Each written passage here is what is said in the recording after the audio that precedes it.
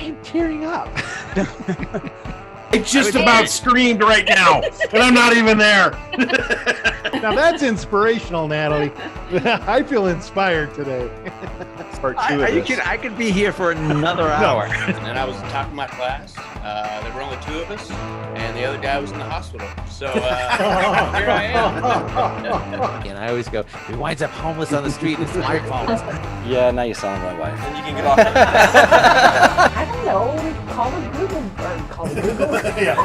Control. Alexa, how does he get across? Paul, I cut you off earlier. What were you going to say? What? Dang it! Don't do that to me, Paul.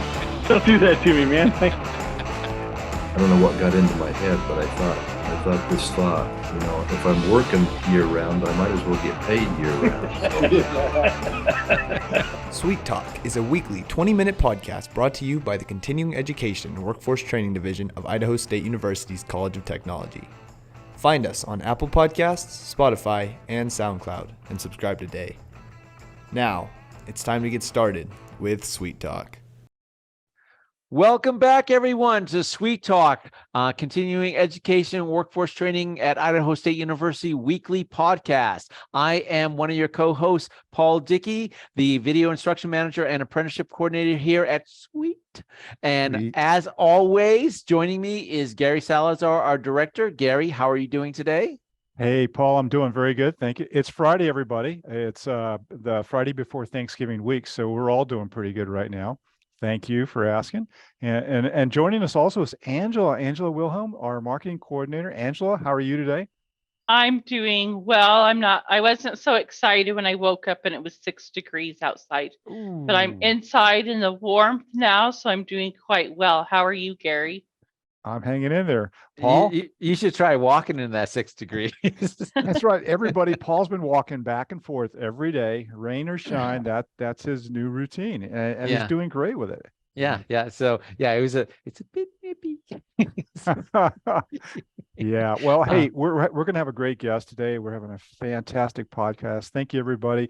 Let me introduce our guest today, Dr. Adam Bradford. He is the Dean of Idaho State University's Graduate School. Welcome, Dean Bradford. Glad to have you joining us here today. Are you doing all right? I am. Thank you so much, Gary. I appreciate it. And I appreciate the opportunity to be with you guys. Good to see you. Good to see Paul. Good to see Angie. Nice to be with you. Super. Well, we're going to begin probably asking maybe if you would tell the audience a little bit about your background. I mean, you didn't come out as the dean. You've grown and become the dean. What has been your experience coming here to Idaho State University? And then, what are you doing now?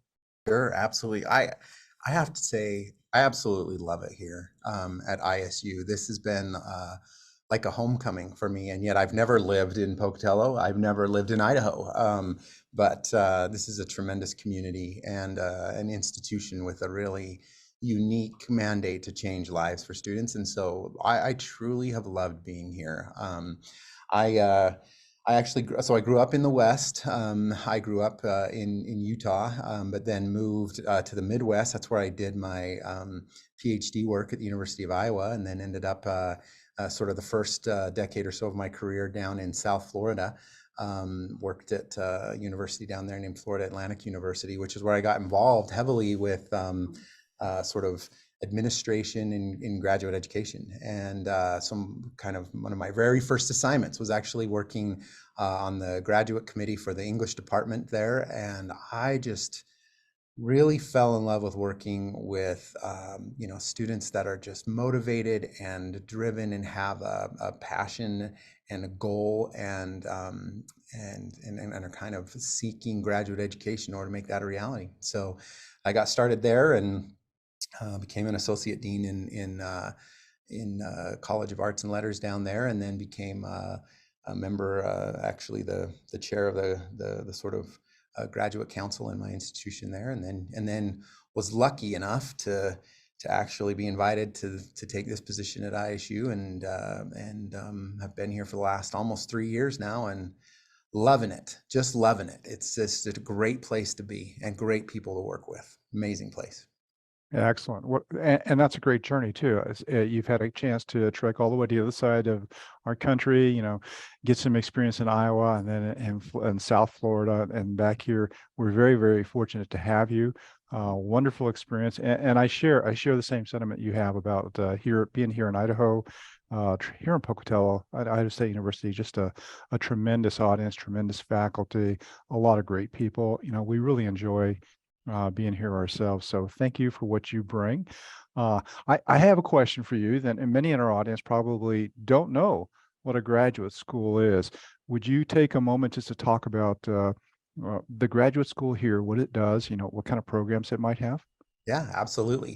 Do you know the graduate school really consists of the sort of collection of graduate programs that exist in the institution, and we have roughly 110 different graduate programs at ISU, and they range from the health sciences. Most folks know that ISU has a health science mandate here in the state, and we have a robust group of health sciences programs, both in sort of College of Pharmacy and College of Health is where those programs are located primarily, but a large number of programs there. And then in the health sciences, all the way through science and engineering, education, business, and then arts and humanities and the social sciences. So we've got a lot of graduate programs. We attract students from around the world come to ISU for their graduate education. And the graduate school's job really is to knock down barriers and to get those students into their programs and help them sort of achieve their dreams. And that is absolutely the best part of my job. I get contacted by students from around the world all the time that say, I'm interested in coming to ISU. I'm interested in these programs. What can you tell me? And then my job becomes, let me help you understand what we've got to offer. Let's help you see if this is a good fit for your educational journey. And then what can I do to help you get here and be successful while you're here? And I have a great team behind me that works with me to do that. And we support those students all the way through while they're working with their awesome faculty, doing the great work that they do all here. Yeah. Cool. I didn't realize you had so many graduate programs. And I certainly didn't realize the depth of international play that you have and work with. That's exciting to hear because I know we want to attract a lot more international students to our program. So good on you for taking that on. If I was a student who had just graduated from one of our programs at Iowa State University, is it a next logical step to go to a graduate school, or is that something you wait on? What do you see for people who come into your programs? Are they coming right out of a bachelor's degree program? That is a really good question, Gary, and it totally depends on the sort of the area that you're interested in and the discipline that you're working in. So for some of our students, for instance, I mentioned health sciences, right? And we know we have a sort of critical shortage of nurses, for instance, in both rural areas as well as is here in Idaho. We'll get folks that will come straight out of earning, that bachelor's degree in nursing, that'll go out and they'll work for 5 or so years in the in the local area hospitals. But then those that are really interested in specializing within the nursing field or becoming nurse educators and wanting to educate other nurses tend to come back to us.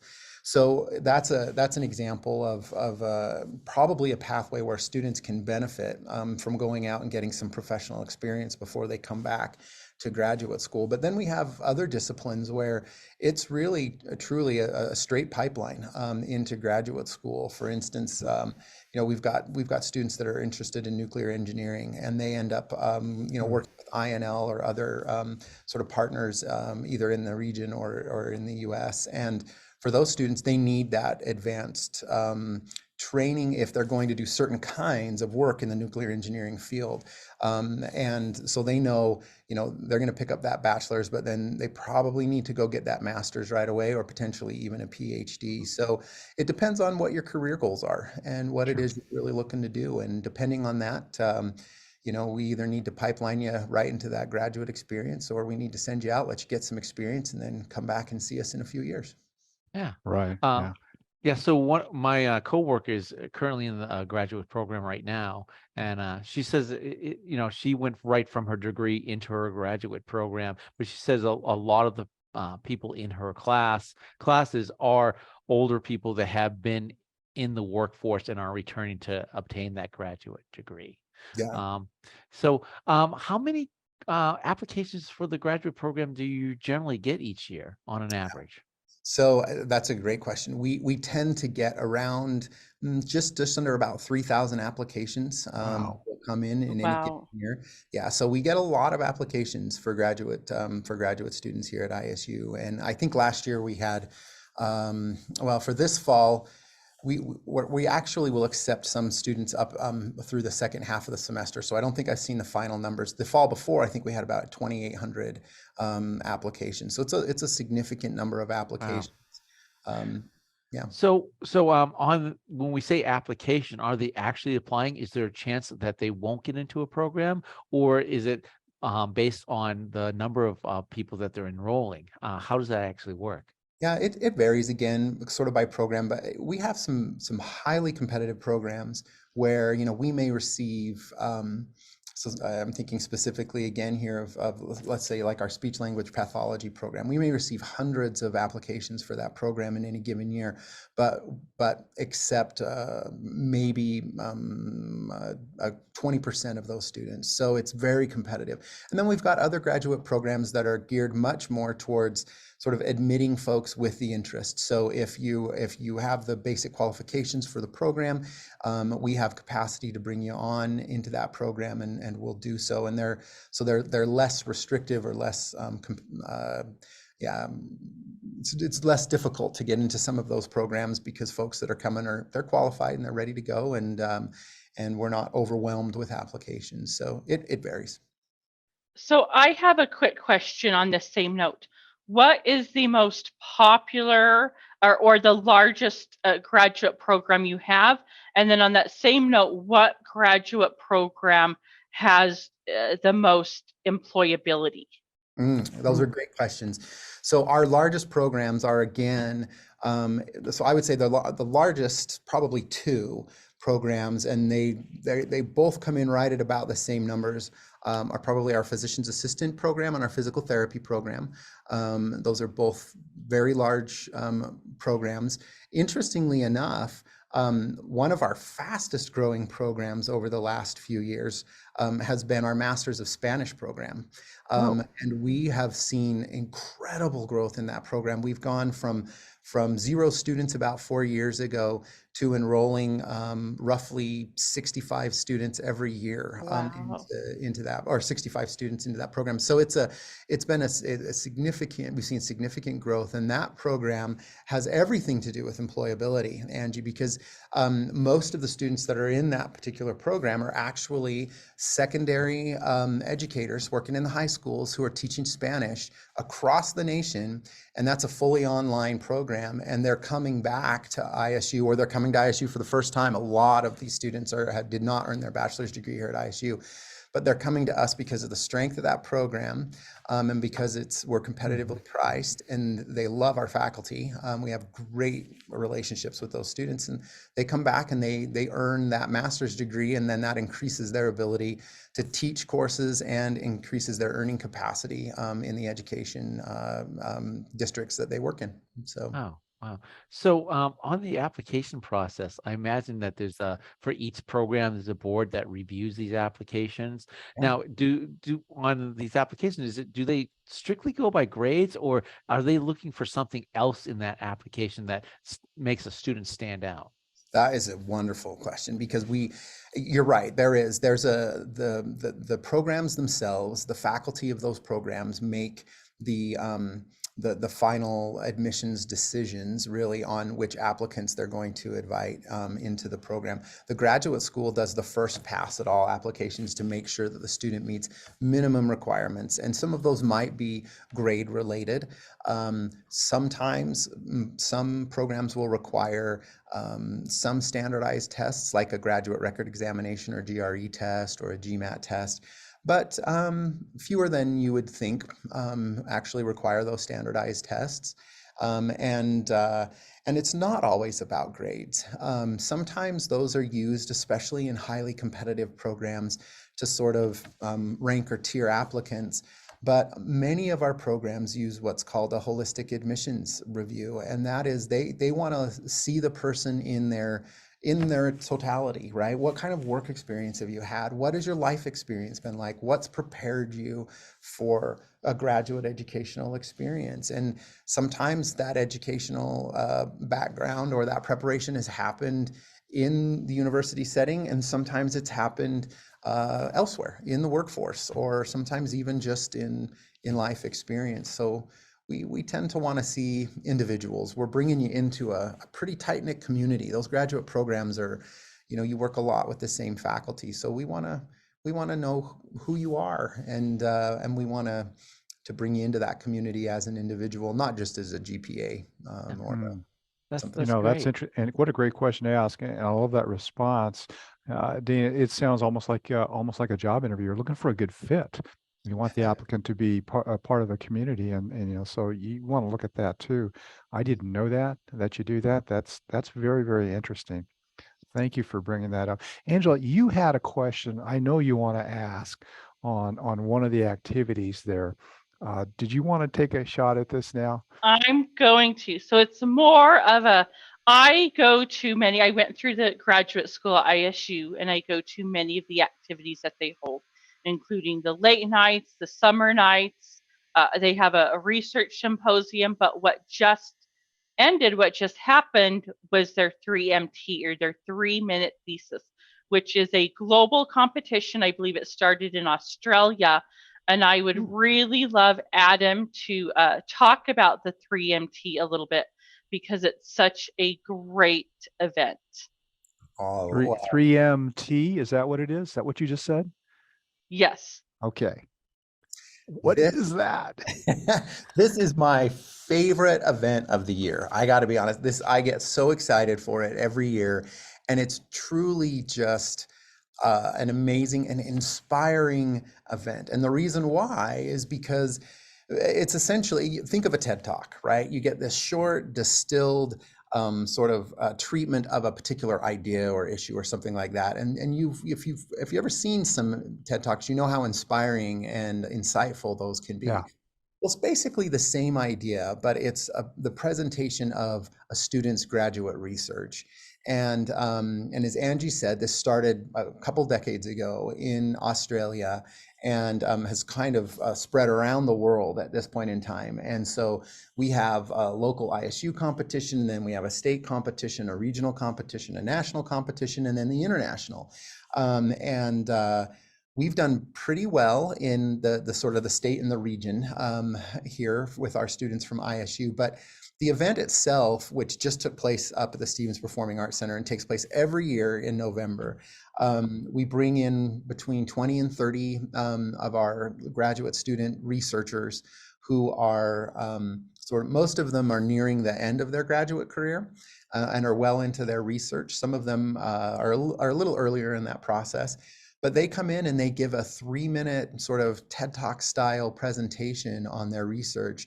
And what's so inspiring about it is that it's probably the first time that these students who've been working for years on this research, anywhere from 2 to 6 years, they've been working on this research, where they've really had to distill it down and give it to you, the nuts and bolts, what's at stake in this research, why is it important?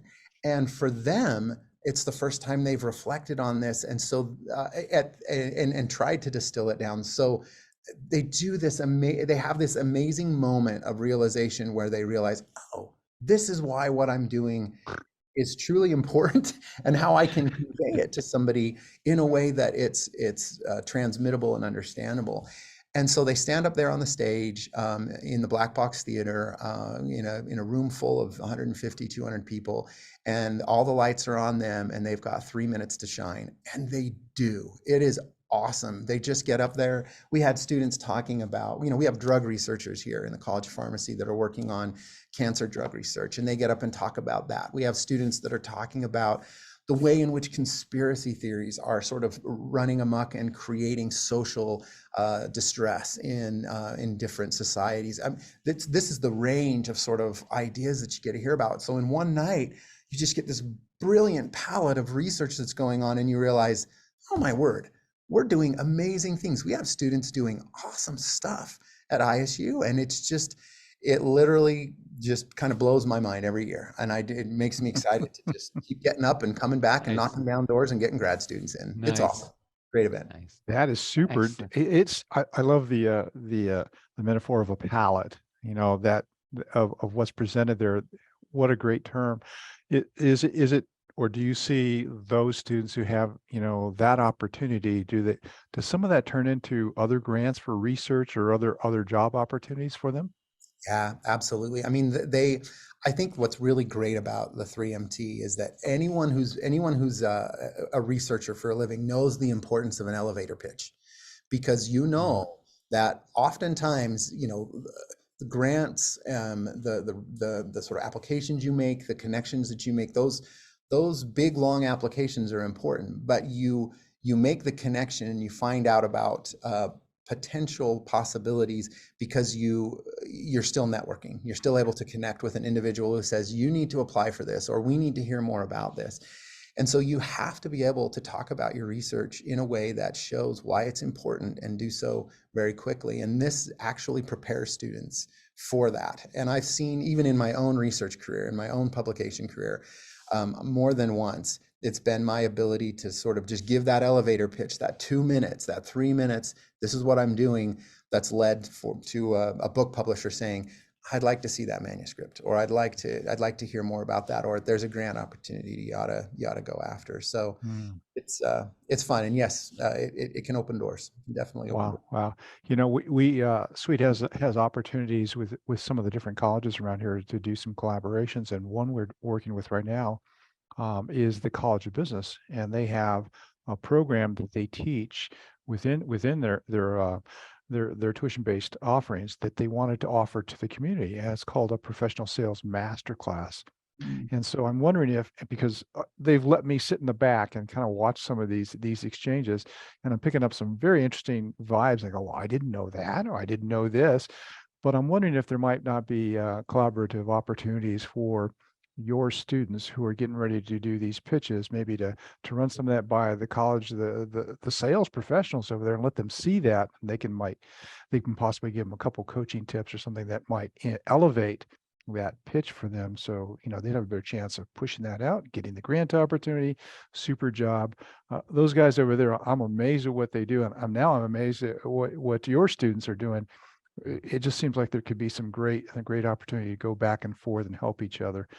Congratulations on that. And did I understand you say, though, this originated in Australia, and then at the end it goes international? Do your students, do any of these students go back to Australia, and is that where the winnings are determined, or what? Yes, the overall event, it's the genesis of it's a funny story. I don't have time, obviously, to tell it to you here, but you can look it up if you ever want to, and you'll get a good chuckle out of how this whole 3 minutes came about. But yep, they do. They move through this entire sort of series of events, and we won the Idaho State event last year and sent our folks to the Western Regional event, where they competed very strongly. We didn't move on from there to the national event last year, but I've got high hopes this year. We got a good crew of winners this year, but yep, they can ultimately, if we do well enough, you could find yourself in Australia for the international finals.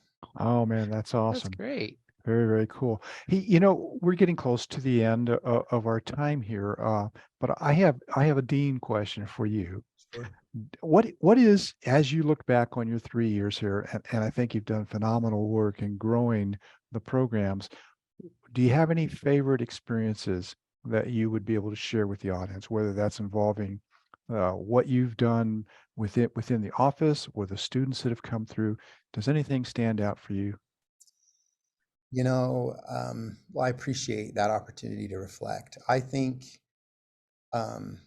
this may be a slightly different take on that question, but I think the most impactful thing for me in the last 3 years, or the thing that I've been the most grateful for, is honestly just to see students be as resilient as they've been over the course of what we've weathered over the last few years. That to me has been the most inspiring, and it, you know, it makes me look at the challenges that I may face as I'm trying to figure out funding for these students, or how we're going to get them into the U.S. in order to go to school when we've got COVID lockdowns going on. And it makes my challenges seem minuscule in comparison to what some of these students have navigated. I've met and worked with students who've lost family members and have been unable to go home to attend funerals because that international travel was not allowed. I've worked with students who, you know, have cared for ill family members at the same time that they've continued to pursue their graduate degrees at ISU, knowing that this door needed to be opened for them and their family. And so they've weathered some really difficult things, and graduate education is very demanding. And so to see these students navigate what they've navigated over the course of COVID, and the resiliency that they've demonstrated, that has been the most powerful, impactful professional experience I think I've ever had. And I'm incredibly grateful for those students. It just endears me to them, and it truly makes me want to get up every day and keep finding ways to create more opportunities for them. So I would say it's those ISU students, man, they just impress me so much, and they're worth working for. They deserve people to work hard for them. Yeah, well said, well said. Thank you for that. There's so many good things going on around this campus, and it's a wonderful thing to see everybody pitching in, trying to make the lives of our students better and productive. And you're certainly turning out some wonderful, if I can play on an earlier tournament, the ambassadors. I mean, we have ambassadors, students who are greeting new students coming in, and here out of your programs, these are now graduate ambassadors going out into the world. So well done on that. Hey, I'm sorry, Dean, you probably heard the timer go off, but one of the things that we do try to let our audience know is at the end is how would somebody interested in learning more about your graduate program, how would they get in touch with somebody in your office? Is there a preferred way, a website or a call, walk-in? What would be the best way for anybody to reach out and learn more? You bet. You can absolutely reach out and contact us at the graduate school offices. We'd love to hear from you. Our website is pretty straightforward. It's isu.edu/graduate, GRADUATE. And that's where you can find us, all of our contact information. I myself love to talk with prospective students. So if there's somebody out there listening that's thinking, graduate school may be for me, don't hesitate to give me a call. I would love to chat with you. Right. Super. Thank you very much. Anybody who's interested, it's 28282-2150 for the office. And I know they can get you in touch with the dean and have that great conversation. Fantastic programs, fantastic addition to our university. Paul, Angela, we're at our end here. We need to wrap this up. So I know it always goes by so quickly, doesn't it? It does. Thank you to Dr. Bradford, our dean of the Idaho State University Graduate School. Wonderful programs, 3 years here, and he brought a wealth of experience. Is now turning out some fantastic ambassadors, showcasing the resilience of many of them. Thank you for that. Thank you for taking the time to be with us here on Sweet Talk. Paul, would you like to wrap us up? I'm going to wrap us up. So if you want to get a hold of us, you can email us at cetrain@isu.edu. You can visit our website at cetrain.isu.edu, or you can call us at 208-282-3372. And Gary, thank you so much. Angie, thank you so much. Adam, thank you for joining us today. I really appreciate it. And everyone be safe out there. Excellent. Thank you all. Bye-bye.